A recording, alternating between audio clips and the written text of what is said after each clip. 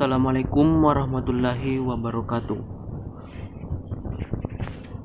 Pada video kali ini saya akan menjelaskan tentang materi ibadah, salat, puasa, haji, dan ibadah maliyah.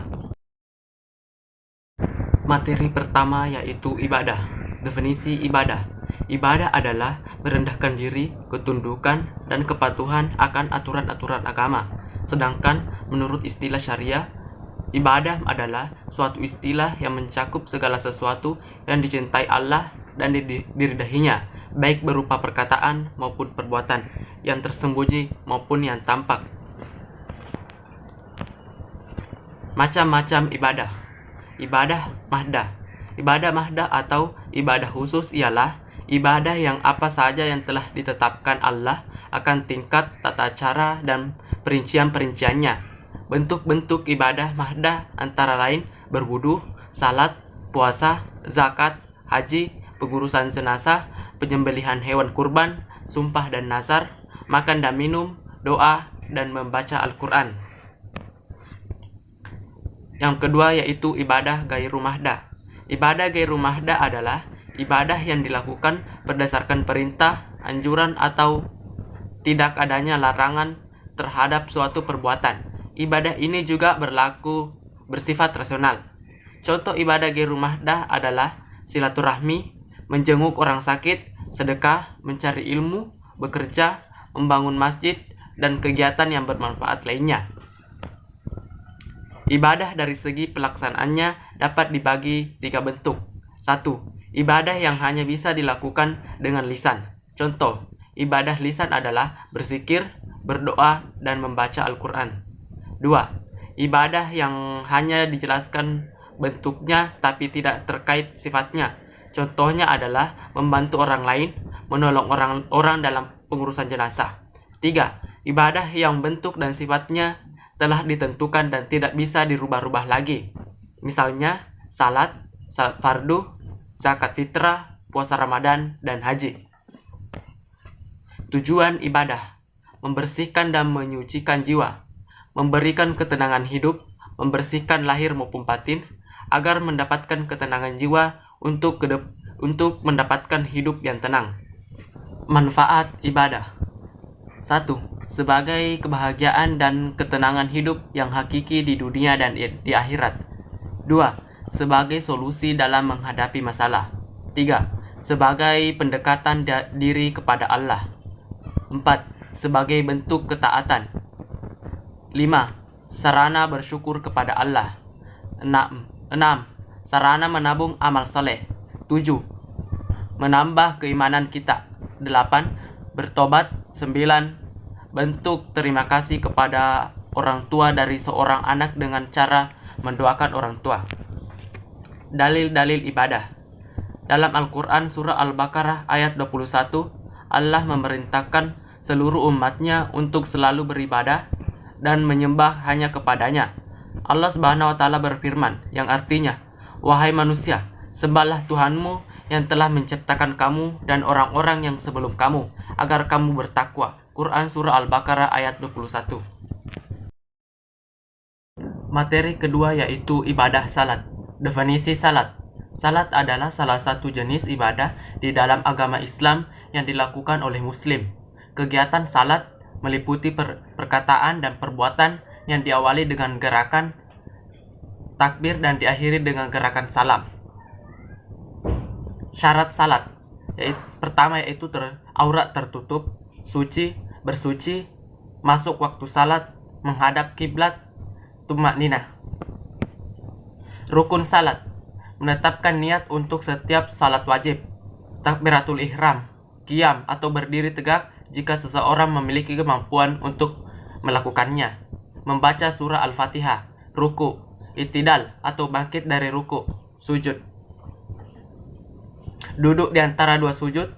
Duduk sambil membaca tahiyat akhir. As-salatul ibrahimiyah setelah tasyahud, taslim atau salam. Hal-hal yang dapat membatalkan salat. 1. Dalam keadaan hadas kecil dan hadas besar. 2. Sebagian aurat terbuka saat salat. 3. Mengonsumsi makanan dan minuman saat salat. 4. Terdapat najis pada badan maupun pakaian. 5. Bergerak hingga lebih dari 3 kali berturut-turut. 6. Melakukan gerakan besar seperti melompat dan memukul. 7. Mendahului maupun terlambat mengikuti gerakan salat imam sampai 2 rukun. 8. Memiliki niat membatalkan salat dengan kondisi tertentu. 9. Mengurangi rukun salat. 10. Tertawa dengan keras, berdahak, batuk tanpa disengaja. Hukum melaksanakan salat. Salat 5 waktu hukumnya wajib bagi umat muslim. Syarat wajib salat ialah wanita dan pria yang dewasa atau sudah balik, berakal, bersuci, dan melaksanakan salat pada waktunya. Dampak ketika tidak melaksanakan salat. Meninggalkan salat 5 waktu dengan sengaja adalah dosa besar yang paling besar dan dosanya lebih besar dari dosa membunuh, merampas harta orang lain, berzina, mencuri, dan minum minuman keras. Dalil ibadah salat. Sebagaimana dijelaskan dalam Quran surah Al-Ankabut yang artinya, kerjakanlah salat, sesungguhnya salat itu mencegah perbuatan yang keji dan yang mungkar. Terdapat 3 kategori tahara dalam salat. Yang pertama yaitu wudu. Berikut langkah-langkah wudu. 1. Niat wudu. 2. Membasuh telapak tangan 3 kali hingga ke sela-sela jari. 3. Berkumur 3 kali. 4. Membersihkan lubang hidung 3 kali dengan cara menghirup air ke dalam hidung untuk kemudian mengeluarkannya lagi. 5. Membasuh muka dari ujung kepala, tumbuhnya rambut hingga bawah dagu. 6. Membasuh kedua tangan hingga siku sebanyak 3 kali. 7. Mengusap kepala 3 kali. 8. Mengusap kedua telinga secara bersamaan sebanyak 3 kali. 9. Mencuci kaki sampai mata kaki ataupun betis sebanyak 3 kali. Diikuti dengan jari-jari kaki di sela-sela dengan jari tangan. 10. Membaca doa setelah wudhu. Langkah-langkah tayamum. 1. Siapkan debu yang bersih. 2. Menghadap kiblat. 3. Membaca niat. 4. Usapkan kedua telapak tangan pada seluruh wajah. 5. Telapak tangan menyentuh debu. 6. Telapak tangan menyentuh lengan hingga siku. 7. Mengusapkan kedua telapak tangan. 8. Membaca doa setelah tayamum. Langkah-langkah mandi wajib. 1. Niat mandi wajib. 2. Mencuci kedua tangan. 3. Membersihkan bagian tubuh yang dianggap kotor. 4. Mencuci kembali tangan setelah membersihkan bagian yang kotor. 5. Berwudu. 6. Membasahi kepala. 7. Mengurai rambut. 8. Membasahi seluruh badan. Materi ketiga yaitu puasa. Definisi puasa. Puasa menurut istilah adalah menahan diri dari makanan, minum, hubungan seksual, dan segala yang membatalkan, mulai dari terbit fajar hingga terbenam matahari dengan niat karena Allah. Hukum puasa. Hukum puasa Ramadan bagi umat Islam adalah wajib. Dalam Al-Quran surah Al-Baqarah ayat 183 dijelaskan perintah atau hukum menjalankan ibadah puasa Ramadan adalah wajib. Tujuan puasa. 1. Puasa adalah sarana menggapai ketakwaan. 2. Puasa adalah sarana mensyukuri nikmat. 3. Puasa melatih diri untuk mengekang jiwa, melembutkan hati, dan mengendalikan syahwat. 4. Puasa memfokuskan hati untuk bersikir dan berpikir tentang keagungan dan kebesaran Allah. Manfaat puasa bagi tubuh. 1. Membantu menurunkan berat badan. 2. Mengontrol kadar gula darah. 3. Meningkatkan kemampuan metabolisme tubuh. 4. Menjaga nafsu makan. 5. Meningkatkan kinerja otak. 6. Meningkatkan kekebalan tubuh. 7. Memperbaiki pola makan.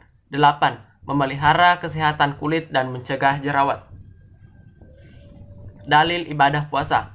Pada ayat 183 surah Al-Baqarah, Allah Subhanahu wa taala mewajibkan bagi orang-orang yang beriman kepadanya untuk menjalankan puasa Ramadan.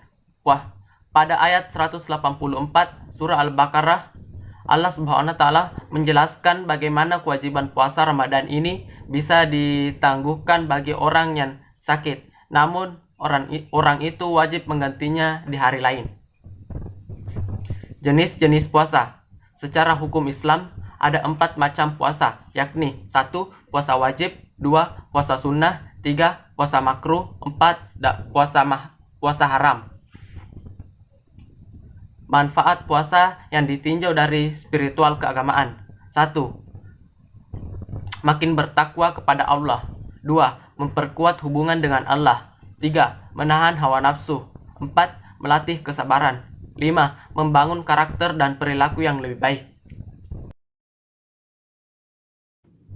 Materi keempat yaitu ibadah haji. Definisi haji. Haji menurut bahasa adalah berkunjung ke tempat yang agung, sedangkan menurut istilah adalah berziarah ke tempat tertentu pada waktu-waktu tertentu untuk melakukan amalan-amalan tertentu dengan niat ibadah.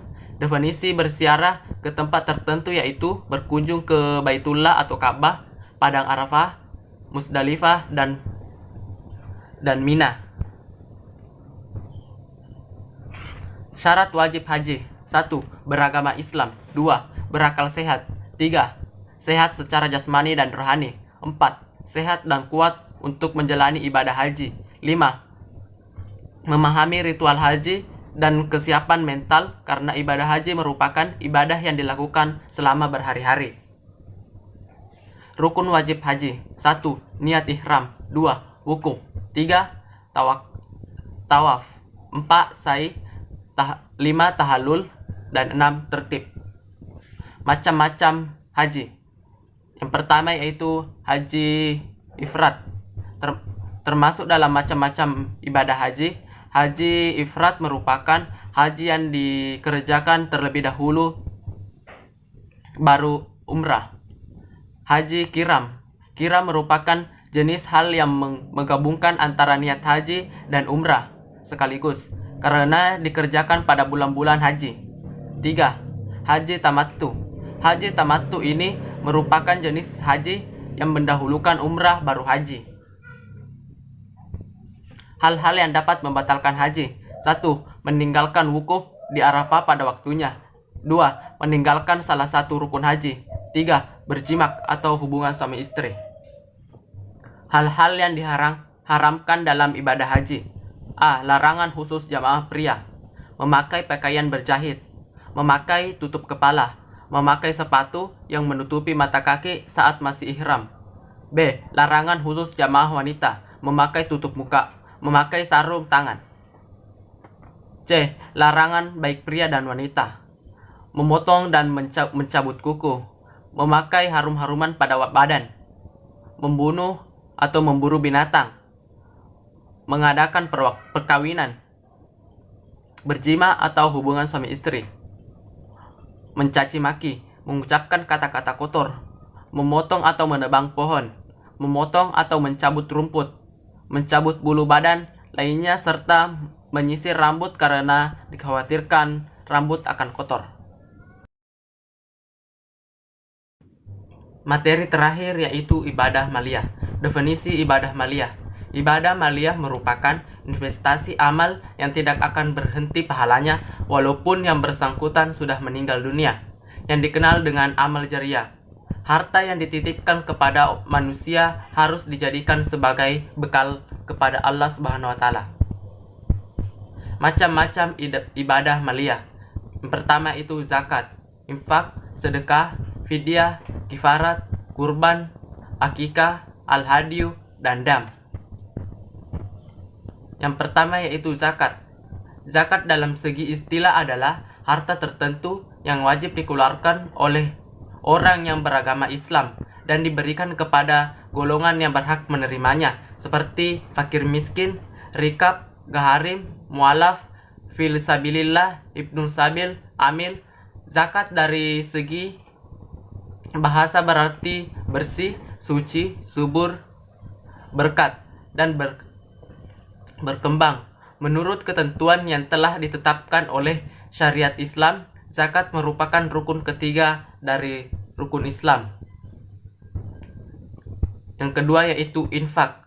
Infak adalah mengeluarkan sebagian dari harta atau pendapatan atau penghasilan untuk suatu kepentingan yang diperintahkan ajaran Islam. Orang yang berhak mendapatkan infak yaitu orang tua, kaum kerabat, anak yatim, orang miskin, orang yang dalam perjalanan atau musafir. Ketiga yaitu sedekah. Sedekah adalah suatu pemberian yang diberikan oleh seseorang muslim kepada orang lain secara spontan dan sukarela tanpa dibatasi oleh waktu dan jumlah tertentu. Orang yang berhak mendapatkan sedekah yaitu anak-anaknya, orang tua, kerabat dekat, anak yatim, orang miskin, dan musafir. 4. Fidyah. Fidyah secara bahasa adalah tebusan. Menurut istilah syariat adalah denda yang wajib ditunaikan karena meninggalkan kewajiban atau melakukan larangan. Orang-orang yang berhak menerima fidyah adalah sebagai berikut. 1. Orang fakir. 2. Orang miskin. 3. Orang tua. 5. Kifarat. Makna kifarat atau kafarat secara bahasa ialah tertutup atau terselubung. Sedangkan menurut istilah, kifarat berarti suatu tebusan atau denda yang wajib dibayar oleh seseorang karena telah melakukan perbuatan tertentu yang dilarang oleh Allah Subhanahu wa taala. 6. Kurban. Ibadah kurban adalah ibadah menyembelih hewan ternak yang merupakan salah satu bagian dari syiar Islam yang disyariatkan dalam Al-Quran. Umat Islam merayakan Hari Raya Idul Adha serta penyembelihan hewan kurban pada 4 tanggal di bulan Zulhijjah, tanggal 10 dan 3 hari tasyrik yaitu 11, 12, dan 13 yang berhak menerima daging kurban. 1. Sohibul kurban. Orang yang berkurban atau disebut sohibul kurban berhak mendapatkan 1/3 daging kurban. 2. Tetangga sekitar, teman, dan kerabat. Daging kurban boleh dibagikan kepada kerabat, teman, dan tetangga sekitar meski mereka berkecukupan. 3. Fakir miskin. 7. Akikah. Akikah adalah proses kegiatan menyembelih hewan ternak pada hari ke-7 setelah bayi dilahirkan. Hal ini dilakukan sebagai wujud rasa syukur kepada Allah Subhanahu wa taala. Akikah biasanya dilakukan pada hari ke-7, ke-14, atau ke-21 setelah kelahiran seorang anak. Pada akikah, dagingnya dapat diberikan kepada siapapun tanpa memandang status ekonomi. 8. Al-Hadiyu. Al-Hadiyu ialah hewan yang disembelih sebagai pengganti domba ketika melaksanakan ibadah haji, atau hewan yang menjadi pengganti denda karena melanggar ketika melaksanakan ibadah haji. Kalau tidak melakukan al-hadiyu, maka wajib berpuasa 10 hari yang pelaksanaannya puasanya 3 hari di tanah suci dan 7 hari di luar tanah suci. 9. Dam atau denda. Secara keseluruhan adalah denda atau tebusan bagi mereka yang menunaikan ibadah haji dan umrah tetapi melakukan pelanggaran tertentu atau peraturan yang telah ditetapkan oleh pihak penyelenggara haji dan umrah. Dam dilakukan sebagai salah satu bentuk ketaatan kepada Allah Subhanahu wa taala, sekaligus juga sebagai salah satu bentuk penghapusan atau kifarat atas pelanggaran dalam pelaksanaan ibadah. Sekian penyampaian materi saya pada video kali ini. Wassalamualaikum warahmatullahi wabarakatuh.